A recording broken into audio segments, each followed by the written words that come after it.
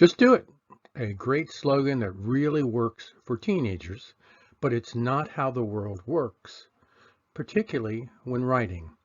You don't just do it if you are writing something that matters. Having a system is better than just jumping in and trying to write in response to each assignment that comes up. Professionals of all sorts use systems to get results. As a student, one of your key systems is going to be the writing process. Whether you are studying English literature, chemistry, or philosophy, you are going to need to express yourself and do it in a very cogent way. If you happen to be studying English or are attending an American university, that cogent writing will need to be in academic English. And I think I can help you there. Writing is not something we just do. It's a process. Process. Every language is made up of process. Whether you are speaking Ukrainian, Romanian, Russian, or English, you use a process to organize what you want to say and how you want to say it. Some processes are simple ones that we may do every day, but unless we do them right, the results can vary markedly. Who are you writing for? What is the topic? Why are you writing? What are you trying to make happen? I'm Terry Doherty, and welcome to a series on the process for good writing. There's 6 key steps to take in order to be a successful writer at the university level and in your future endeavors. And I've listed them on my board right here. So first off, brainstorm the topic.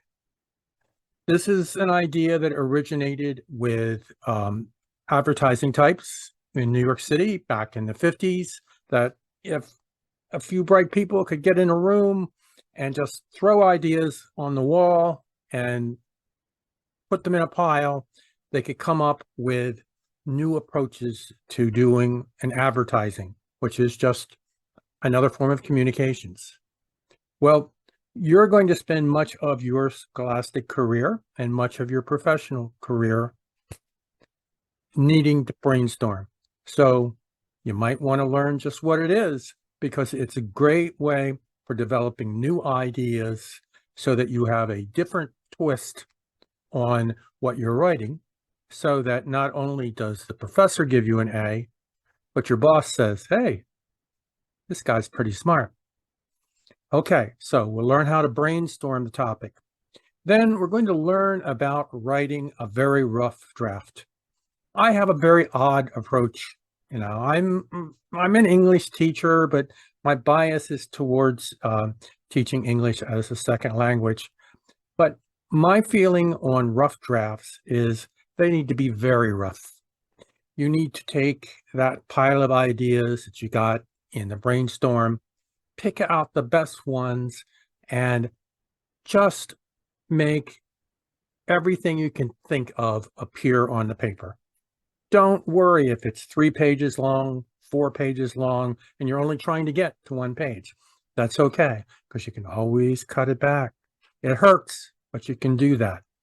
So the way to think about a very rough draft is that if you're flying over an island and you're looking down, you can see mountains, and you can see rivers, and you can see maybe even enough of the buildings to figure out what a city is, but you're not going to know how tall individual trees are, and it doesn't matter for what you're doing at that point. When you're doing a rough draft, you just want to get the major ideas out as quickly as you can. In fact, I will actually show you a trick for getting them out really quick in applications like Word. The next thing that we'll talk about is peer review. Peer review is basically getting a second set of eyes. What I have found after many years of writing is that I never trust what I write down in a hurry. I don't even trust what I write down after some consideration. I always get someone else to take a look at it, because there's something about your own writing that you fall in love with it. You overlook your mistakes. It's human nature. We're going to teach you how to defeat human nature and get to a good draft. We're going to talk about revising the draft. This is when you take that really crazy thing that you did at the very rough draft stage and turn it into something that you might want to sell, that you might want to sell to your teacher, that you might want to sell to your boss. Much of your life as a professional, whether you're going to be a teacher or some other type of professional, is going to be spent persuading people to do things. So you need to get good at it. So we'll work on revising the draft, cleaning it up. And this is where another peer piece comes in. Peers can be great editors for you because they will see that you used the wrong word, or that you maybe misspelled a word in such a way that word didn't catch it, or you just left out something that ought to be there. So they're going to help you spot mistakes, and they're also going to help you create questions in your mind about what needs to be done to make this thing perfect. And then finally, in part 6, we're going to look at proofing. We're going to come back, and then we're going to take some really close look at grammar, at ways to communicate, at ways not to just throw a word salad at your reader and hope that they will somehow read your intent. So this should be big fun. How do writers come up with good ideas for their essays, articles, reports, and stories?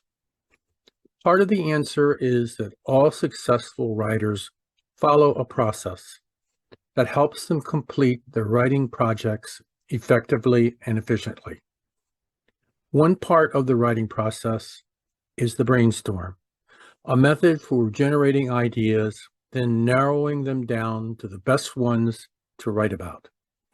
Today, we take a look at how to brainstorm your topic.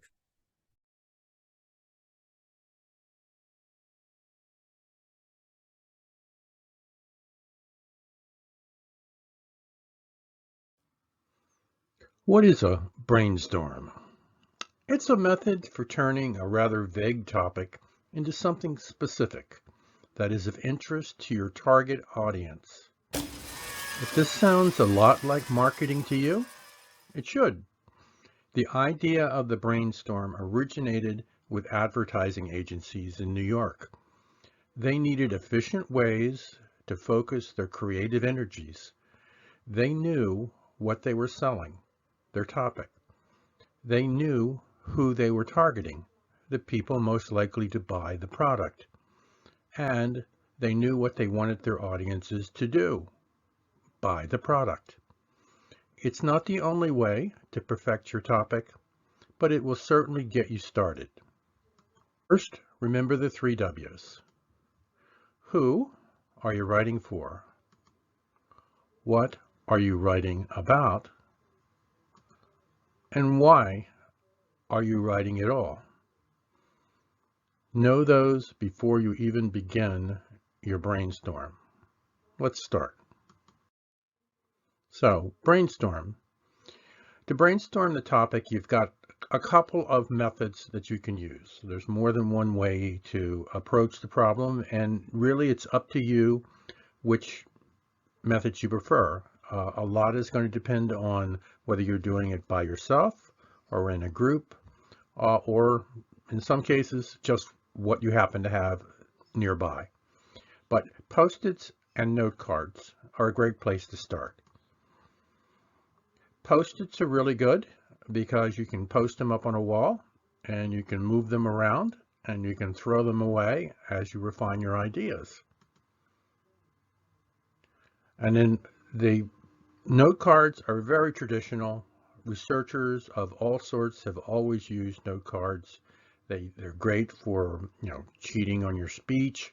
They're great for organizing your writing. And in this case, you just write down basic ideas on those cards, and you can lay them out on the table and get a good visual view. Remember, the way our minds work is primarily visual. So if we can get a good picture of what we're doing, then we can get to the next step. Notepads and whiteboards are also another approach. They take a little different tact, but a white pad, you can just sit down and you can start scratching out ideas. You can make a list. You can make interconnected bubbles with ideas in them. There's a couple of different ways that you can use a whiteboard. These are all legitimate brainstorming methods.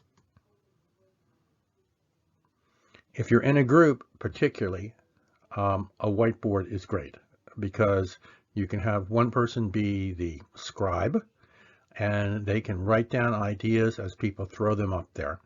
So you start by agreeing on a general idea, and then people just start throwing up things, and the scribe makes an attempt to write them down, but also to connect them to one another as logically as you can as you go along. Brainstorm the topic. Who do you want to change? It places the question a little bit differently, but in reality, this is why we write. We want to cause change. You perhaps want your boss to accept a recommendation, or perhaps you just want your teacher to give you a good grade. But it's important to have a clear objective, to be able to know, did my writing work or not? What is the general topic? Your teacher is likely to assign you a topic. Your job is likely to create topics for you to work in, whether you're some type of professional or whether you are engaged in your own business. There's going to be areas that you focus on, and then you want to make them better. There's going to be people within your organization or outside your organization that you want to influence, and you need a way to narrow down the topics, and this is where the brainstorm is going to help you, this type of methodology. If this communication works, what will happen? Gets back to the same part of the 3 W's. Why am I doing this? What do I want to be the result of my communications? If I'm just making noise, if I'm just making letters on a board, it's not a productive activity. But if I'm changing the world in my little piece of the world, then I'm using my time efficiently, and this is an effective writing project. Let's brainstorm the topic. Another name for brainstorming, a slightly different methodology, is called mind mapping, but it works. And basically you start with that main topic, and then you just start throwing out subtopics, things that relate to your main topic that you think might be worth writing about. Don't worry that you're going to have to write about all of them. You're not. But you want to get out as many ideas as you can so that when you do start to make that really hard effort, writing is not easy. When you start making that hard effort, you're going to be focusing your energy and your creative ability on the most effective areas. So when we look at each of these subtopics, we go, well, what kind of facts do we have? What kind of stories do we have? Stories are great ways of influencing people, giving people examples of how something happened. That's a great writing technique. And then examples. And examples may not be a story, they just may be something that illustrates the point that you're making. Do this for each of your topics. Just throw them out there, and the way you will know the right topic is the ones that are easy to come up with facts, stories, and examples to attach to. This is the process for a short essay, introducing yourself. We introduce ourselves almost every day, in person and in writing. Yet Most people don't do a particularly good job of it. This is your opportunity to perfect something that may make the difference in your next university or work application. Basically, a short presentation about who you are and what you do and why someone should be interested in what you're doing. For any other topic, for any other audience, or for any other purpose, the process is going to be very similar. The first three questions, again, who is your audience? Let's say it's your classmates. What is your topic? You. Or the you want your classmates to know. What is your purpose? In this case, it might be to demonstrate your mastery of English. In the future, it might be to impress a potential employer. Let's begin. Okay, so our topic is who are you? We're going to brainstorm it. Oh, exciting. All right, let's come up with some. These could be cards. These could be bubbles on a piece of paper or on a wall. Just any of those methods are going to work effectively. Pick one, go with it. Fears. Fears is, we are all shaped by our fears. Is your fear the most important thing or one of the important things in your life? Well, I don't know. We'll find out when you try to come up with ideas, examples, illustrations that relate to fears. Let's look at some other possible subtopics for who are you? Experiences. What have you done in life? If you're not, 3 years old, you may have done a lot of interesting and exciting things. Family. How do you feel about your family? How has your family shaped who you are? Ambitions. What does the future look like? What do you want to be in the future? Where do you want to be in 3 years, 4 years, 5 years, 20 years? What are your long-term goals? They are very important in shaping what you do right now. Education. What education have you had? What education do you intend to get? How do you feel about education? Maybe you want to be an educator. Work. What kind of work do you do? Is that relevant to who you are? I used to deliver papers. I used to pick blackberries and sell them. Not very relevant to most of my work now, but, well, I've taught in Bulgaria. I taught in the Philippines. I've taught online to many of the countries around the world. So my educational work may be relevant to understanding who I am. Home. We can look at home as where you live. Maybe you have a really tremendous building that you live in on the side of a hill with a beautiful view. Or maybe it's your town, or maybe it's your city. Maybe it's the people that make up home. Start writing, see what happens. Philosophy. Philosophy is, well, not for everyone, but if you have a particular view of the world, if you have a particular way of looking at things, that may be important to your audience. If it's an audience that is interested in your philosophy, then you definitely want a paragraph about that. Concerns. Concerns, a little different than fears. Concerns could include things like your worries for other people. Fears are generally what we're worried about happening to ourselves. But concerns are things that could go wrong, things that could go right, things that need focus. Depending on who you are and what your goals are, concerns could be important. How about travel? You a traveler? Do you want to travel? That could be an important part of who you are. Interest. We all have interests that go beyond our academic or our professional endeavors, things that are just kind of ours, things that we do not so much to be productive or to earn money or to obtain prestige, but just to have fun, just to pass time in an enjoyable way. What are your interests? So, how do we take a dozen subtopics and turn them into something you can use? Who are you? That's the subject. We're going to organize your brainstorm. We need to find the best supporting facts and get them arranged.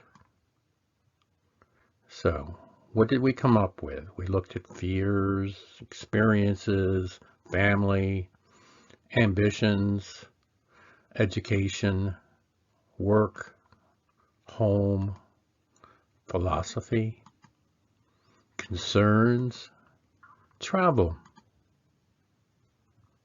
our interest, and perhaps, there's a card with other things on it that aren't envisioned in this example.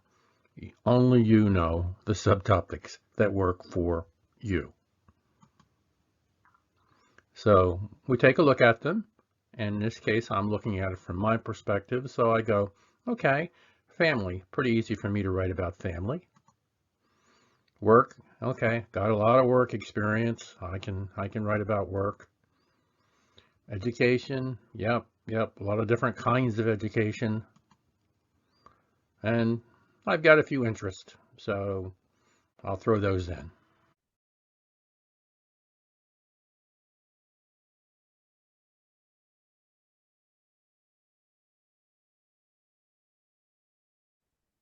The brainstorm has passed, and we have a set of topics to work with.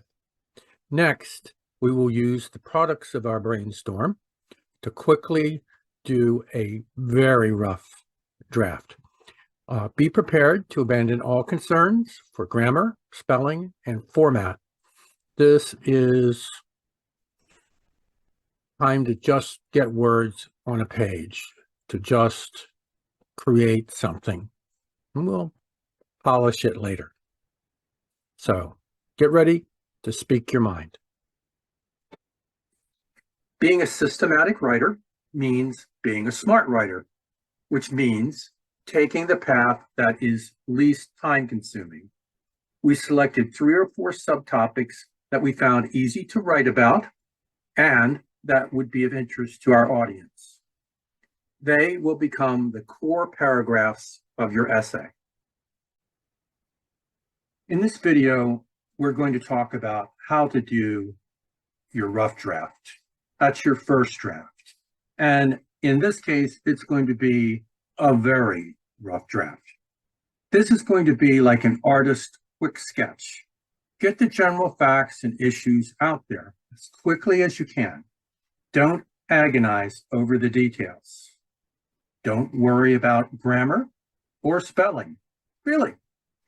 Don't worry about formatting, punctuation, or even ideal sentence structure. That will come later. Just write, but paint a picture. Paint a picture of the ideas that you're trying to transfer to the mind of your reader. If you're aiming for a 1-page essay, write 2 pages, write 3 pages. You can always trim it back. And I'm going to show you how to write it quickly and easily. Now, let's go into some detail. So be creative. We want to paint a picture that will be in the mind of our reader. Remember, most of us are visual. Most of us remember things visually. Most of us understand things visually. That's why even in fields as dry as mathematics and economics, they use all those graphs because it helps people to visually understand what's going on. Well, you can paint pictures with your words if you're successful. So paint a picture for your reader.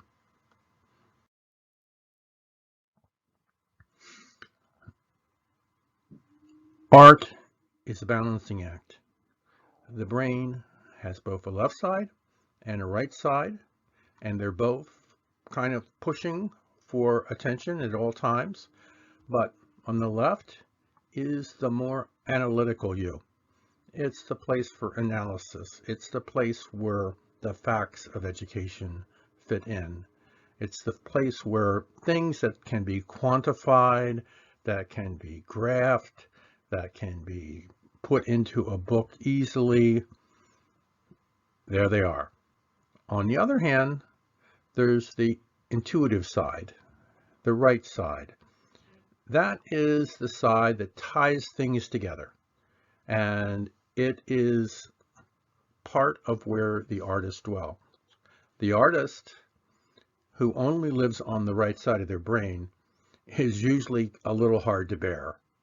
But the artist who can combine skills and methodology from the left side and use them to create pictures and music and art on the right side, there's an artist you're going to remember. And writing is art. So good writing is an art that balances technique and creativity. So we've picked the 4 subtopics we want. We're going to convert those notes into some sentences, and then we're just going to write like crazy. So here's how I did it. I said family, okay, work, all right, education, interest, all right. Those are the topics for my 4 paragraphs within a short essay about who am I? What might some of the sentences in there look like? Well, family related. I was born in the poorest and most remote part of the United States, West Virginia. I grew up in a large family, and I was the first to go on to college.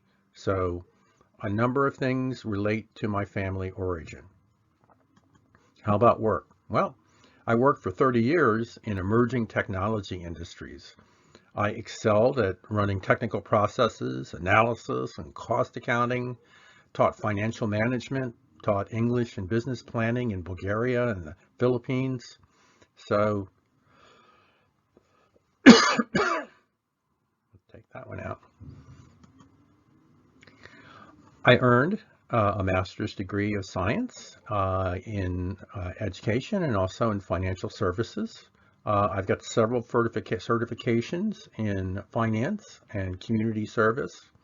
I've selected as a Peace Corps Fellow and an English Language Fellow.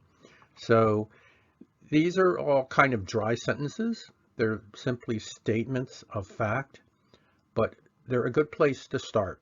They, we're kind of building our essay in a snowball. All right, interest. I've got some interest. I like to read. I like to read Tolkien in particular. I've read the Lord of the Rings many times because I consider it one of the most important books of the 20th century. I also like Harry Potter. Probably not going to go down as one of the most important books of all time, but certainly very entertaining for me. Now, I'd like to show you a feature of Word that is going to make your life a lot easier. Let's switch over to Word. And I'm getting ready to do a rough draft. Now, I could sit here and peck away at the typewriter and write things, but if I'm in a really creative mood and I've just got ideas popping out of my head, I can use this feature. It's called Dictate. It's on your home page of Word, up on the top right-hand corner. Let's see how it goes. Okay, it's on. Now that it's on, you'll notice on your screen that every word that I say just appears on the screen so that you can begin to dictate your draft. It's like you've got this really great secretary who's really quick at writing, just sitting there waiting to write down everything you say. So you can do a super quick draft of your words, of your ideas, and you're not going to have to worry about counting them. You're not going to have to worry about whether the spelling is perfect, because actually Word is going to take care of a lot of that for you. And if you have your page already formatted, it's actually going to format it for you. Even though I told you, don't worry about things like that too much at this stage. Turn this on and just start speaking about it. If you're talking about your family, talk about the people in your family and how they've influenced who you are, how your growing up influenced you, and so on. Don't worry about whether you get it perfect, and you can get words on paper really quickly with this. So use it, but don't turn it in. Use it as your very rough draft as a place to start. We're going to look at what we can do to take that rough draft that you've done and turn that into something more excellent. And to do that, we're going to talk about using your peers, using your friends, using your classmates as a second set of eyes to help you perfect your writing.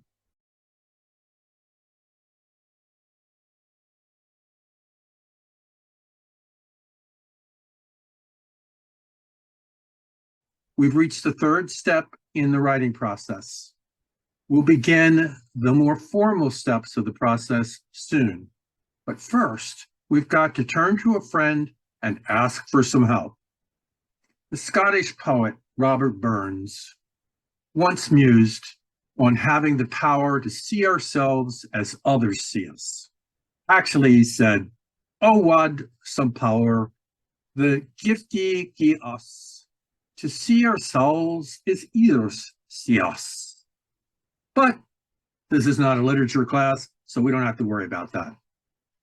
The important thing is that none of us has the ability to look candidly at ourselves or our work. This is where having a peer, a friend, an editor who's willing to tell us we've written something stupid is important. Having someone praise your work is also nice, but spotting what's stupid drivel that will save you embarrassment later on, that's really important. You've got a ton of things on the wall, all kinds of good ideas about what you can write on, and developed a very rough draft. It may seem like you overdid your first draft. It's a little long for a 400-word essay, but the next step will start to bring it into line. It's time to ask for some help. Peer review aims to get honest reactions and questions from your peers, a classmate or trusted English speaker. A good draft reviewer will ask you what you mean about each statement and tell you that some of what you've written either doesn't make any sense or isn't relevant to the topic. An overly gentle reviewer will not help you get to the top. Peer reviewers are not just for writing class. In your professional life, you will write proposals and reports that make or break your career. Having a trusted and honest reviewer will help you present your best ideas without embarrassment. So whatever class you're in or wherever you work, find at least one honest person to work with. Peer reviewers can be based on partnership and friendship. The best peer reviewer is one for whom you are also a peer reviewer. It's a back and forth activity. Just like talking, we very seldom hold a conversation where we simply say what we think, and that's the end of it. Most conversations are back and forth. You say something, your questioner says something, you say something again, and finally you both get the right idea. Back and forth. Honest feedback is critical. You don't need a mommy. You don't need someone to go, oh, that's really great. You need someone to say, this doesn't make any sense. This is stupid. And so that you know what to change. Clarifying meeting is a key thing to get out of the peer reviewer process. They're looking at your rough draft, so they don't have too much to go on. Perhaps you even read the rough draft to them to see the response in their eyes. And then get those questions, because you're going to use those questions and that feedback to improve your rough draft and make it a lot less rough. Build on shared goals. It's best to have a reviewer who actually knows something about your subject or shares your priorities. You want someone who thinks it's important to do a good job giving you review.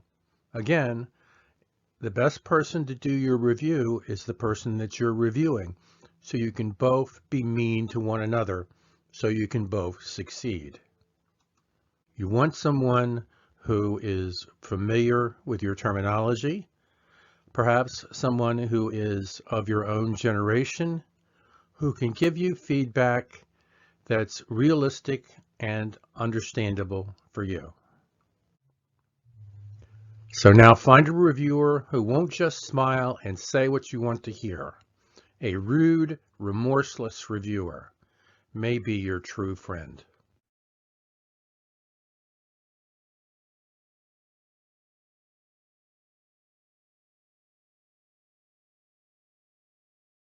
And we've reached the fourth step in the writing process. We begin the more formal steps of the process today. We brainstormed, we've written a very rough draft, and we've had peers review the product. Today, we start crafting a professionally structured essay. We'll take a look at one of my students and what she did with her self-introduction. And you can use that as a model for what comes next. Now, it's time to bring order out of chaos. Let's review your progress. You brainstormed it and came up with a lot of colorful ideas. You picked the most colorful ideas and wrote out a very rough draft of what you might say.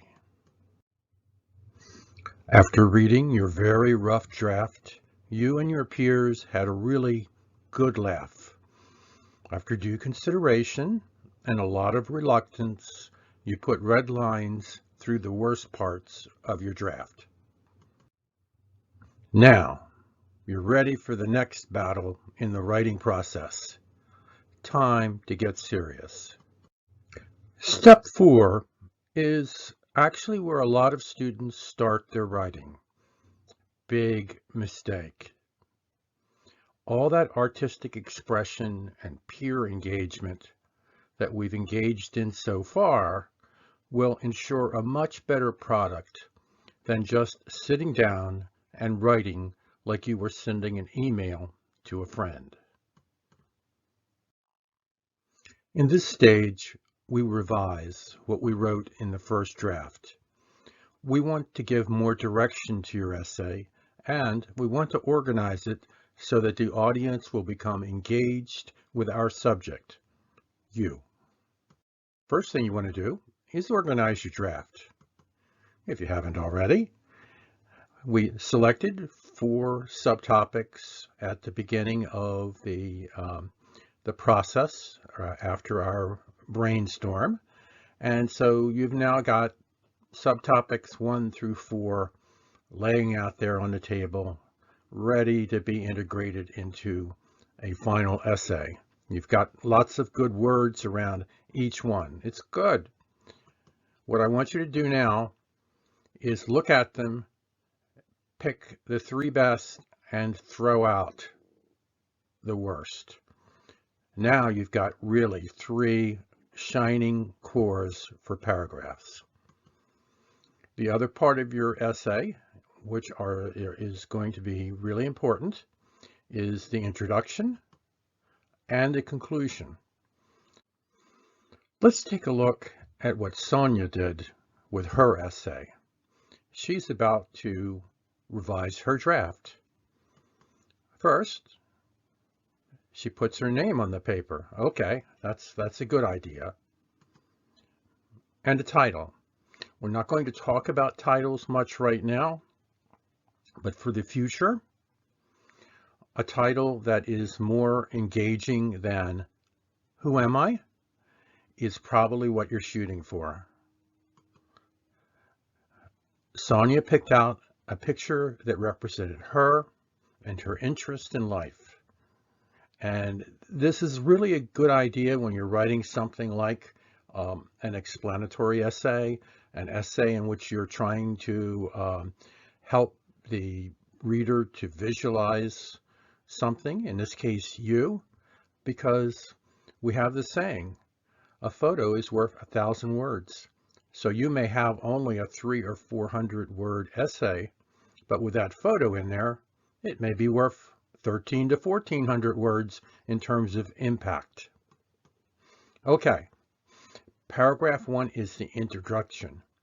And the introduction is where you tie together those 3 main topics that you're going to write about and try to hook the reader, try to get them excited about your subject. You've got to set your modesty aside here. You are an exciting person and you want someone to read about you. So what makes you interesting? That is the hook for your introduction. Now we're doing paragraph 2. And in this case, she's writing about how past influences helped to make her the exciting teacher that she is today. And then another paragraph in which she writes about another aspect. In this case, she's choosing to write about what she's doing now. For you, that might be being in school, it might be teaching, it might be engaged in some other way. But this is a pretty good way to organize an essay about yourself. And finally, Sonia is writing about the future. She chose to get to present her goals and ambitions because that's the kind of person she is. She is focused on what's over the horizon, and she wants her readers to understand that. And then finally, at the end, we do the conclusion, and the conclusion is just what the word says. It brings everything together. Basically, you say some of the things that you said in your introduction and should, but you also make it very clear that what you promised in the introduction, you have delivered. So if you've done all these things, you're likely to have a happy reader. You have a gold medal essay. Nah, not yet, but you're getting closer. This would probably get a B at this point, but a couple more steps and you've got an A. So why not go for it?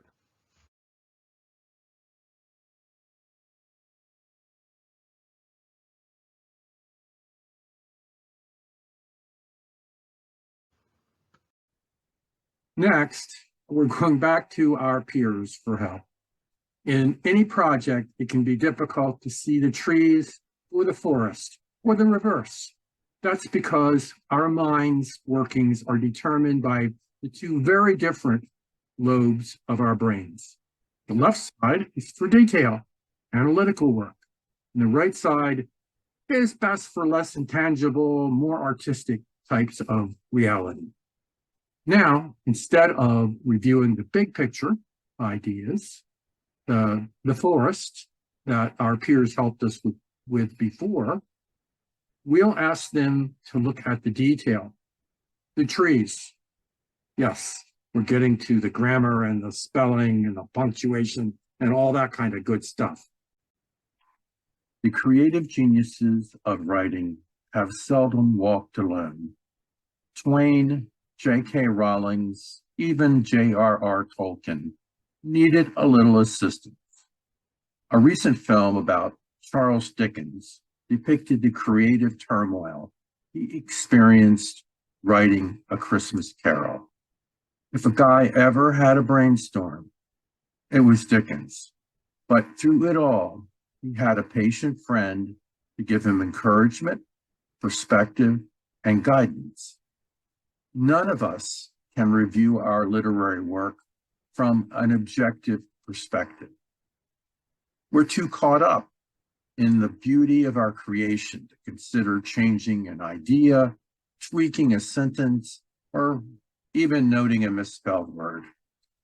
The artist sees the splendor of what is in their head and sometimes doesn't notice that they have not transferred that splendor to the written page. Who is there to help us?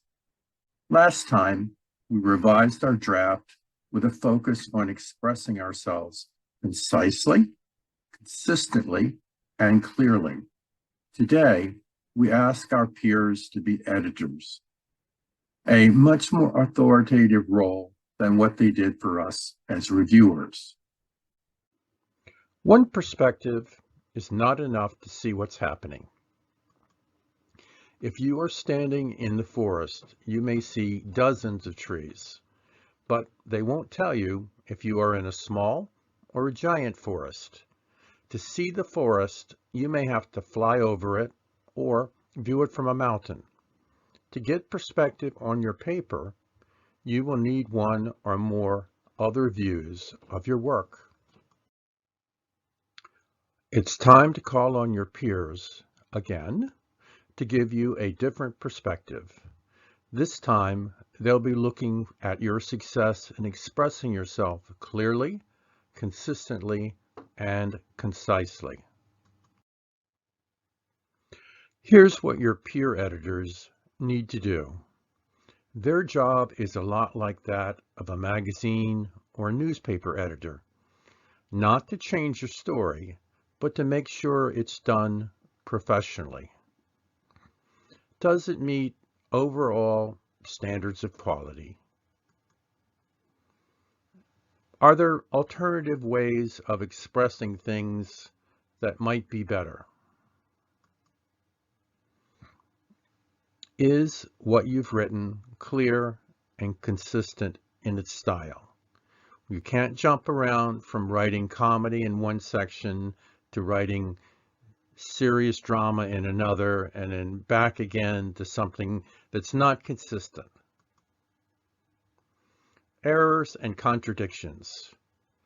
If we write our work in little pieces and just focus on one section at a time, those sections might be good, but they may not be consistent. They may not flow with the other paragraphs that we're working on.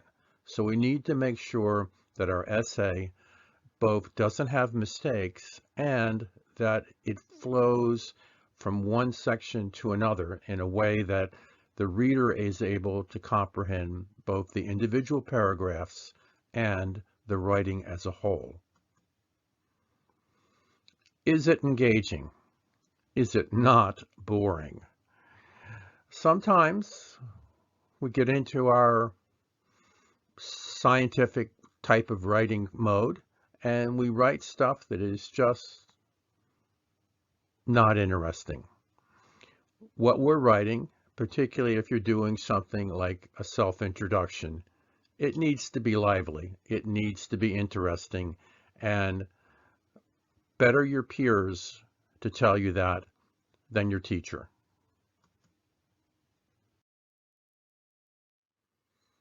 Okay, let's look at the 3-paragraph essay, because that's essentially what we're writing in this project.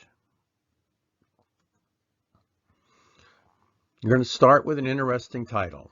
We'll talk about interesting titles on another date, but we've already made it clear the title of your essay, if you're writing about yourself, should not be, "Who am I?" That's a little too trite. You need a good introduction. Then you need 3 paragraphs which support what you've said in your introduction. And then finally, you need a conclusion that leaves your reader satisfied with what you've written and anxious to hear the next bit of writing that you're likely to come up with. So let's look at it in detail, because these details recur whether you are writing a self bio or whether you are writing a persuasive bit of work or whether you are writing philosophy. The first thing you need in the introduction is to get people's attention. So that's the hook. That's how you pull them into your little area and get them to start listening to you. So why would I be interested in what you have to say? Give me a good question. Give me something provocative that makes me want to go a little further. Proposal. What do you think? Now, in a lot of essays, that's going to be a thesis. In this essay, it's going to be something to do with why it should be interesting for people to know something about you. And then kind of a preview. And basically what should be in the preview part of the introduction is a reference to the 3 paragraphs that follow. Each of those is a separate subtopic that supports your overall proposal, thesis, idea.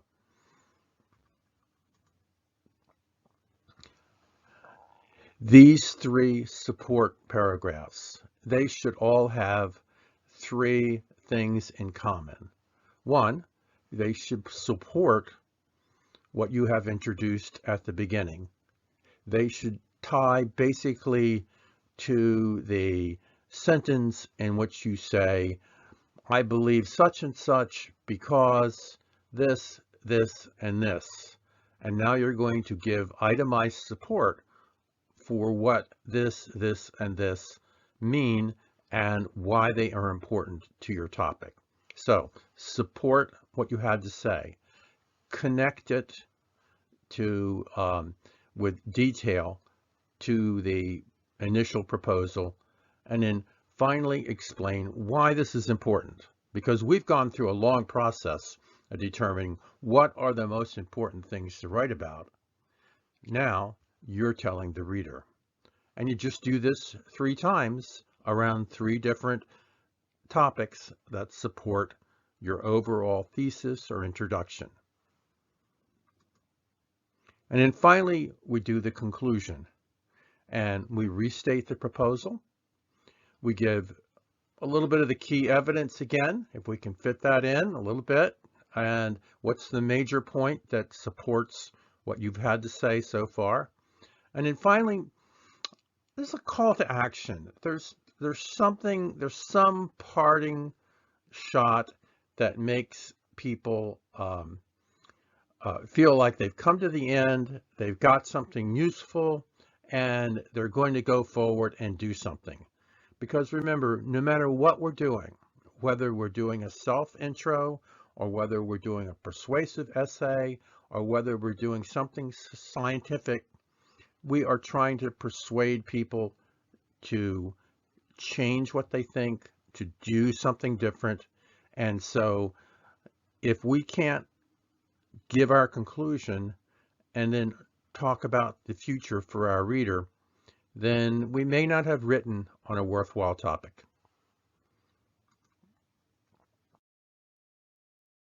Let's take a look at that conclusion again, because this is where I find students have the most difficulty. It's got three parts: the proposal, the support, and the action. So the proposal is just a repetition of what we wrote about in the first paragraph. We said we were going to do a certain thing, that we were going to prove a certain point. We supported that assertion in the support paragraphs, and now we're coming back in our conclusion and we're saying, remember this main point that we brought up, because this is what proves our assertion. And then finally, you're going to say that, what comes next? What actions are there that might get taken as a result of reading your essay? Your essay is not a phone book. It's not a list.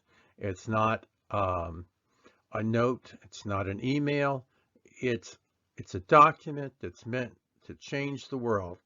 Even in the most basic freshman English class, you should be writing with the idea that if someone reads this, they're going to react to it.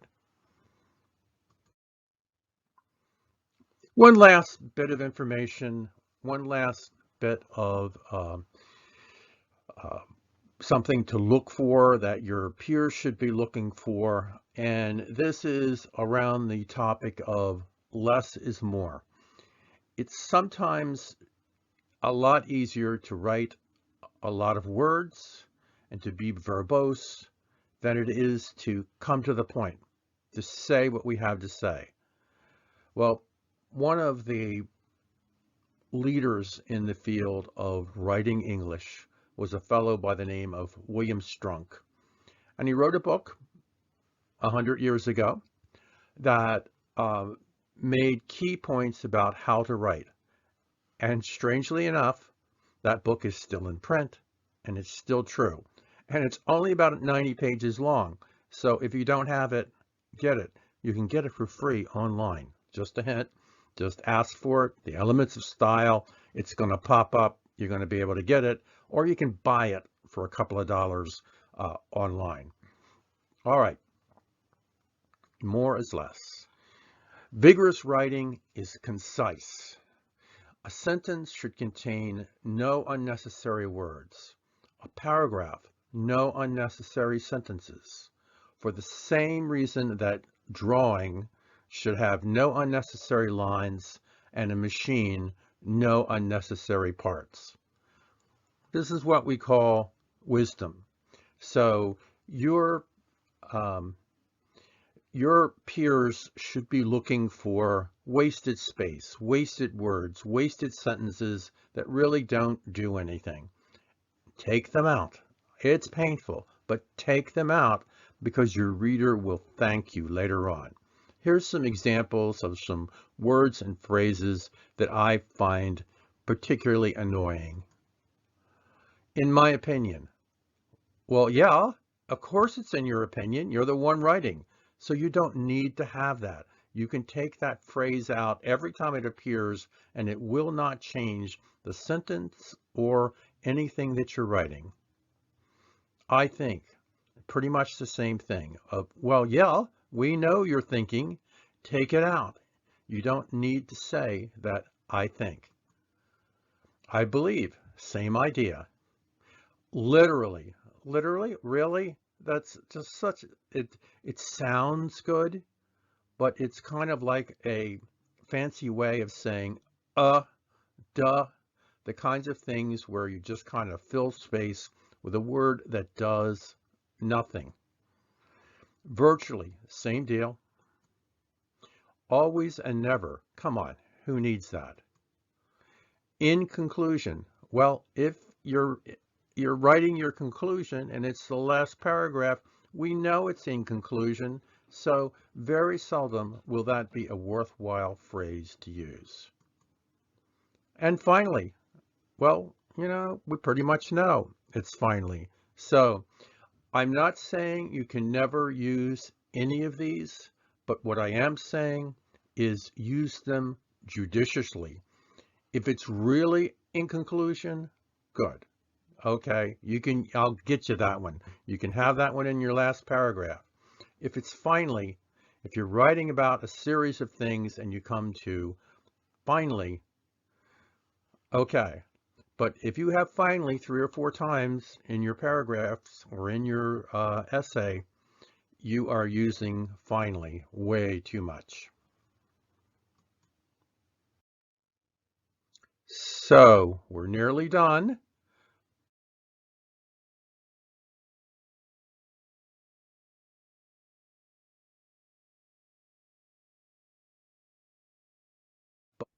Writing can be quick and easy. I've seen the videos. I know it's true. Watch one 10-minute video and you will be able to sit down and complete your 1,000-word assignment during the hour before the deadline.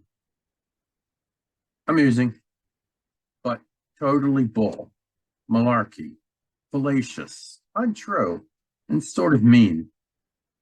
The kind of stuff a sophomore tells a gullible freshman.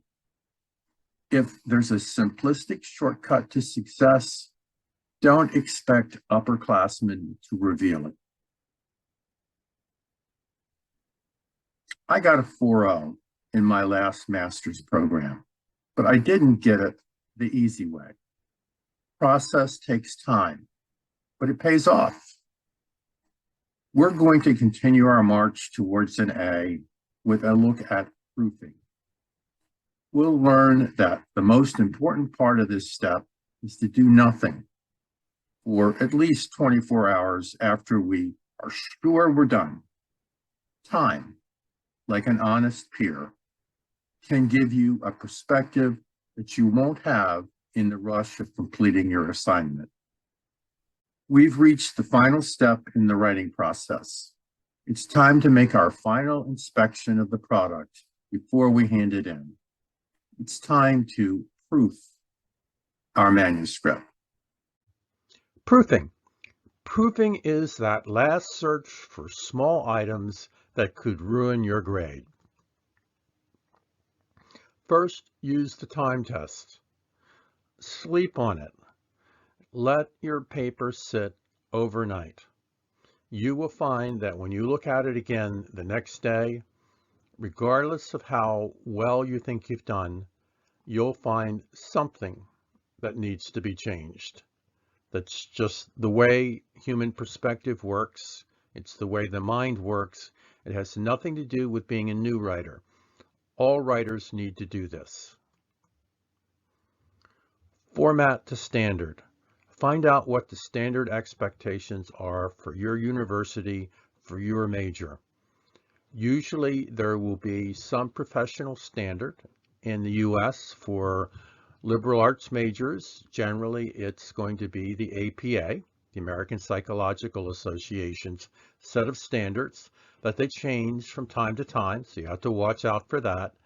But know those standards and follow those standards in your writing. You will definitely need to use them when you write your final thesis, when you write your major thesis, when you write your doctorate.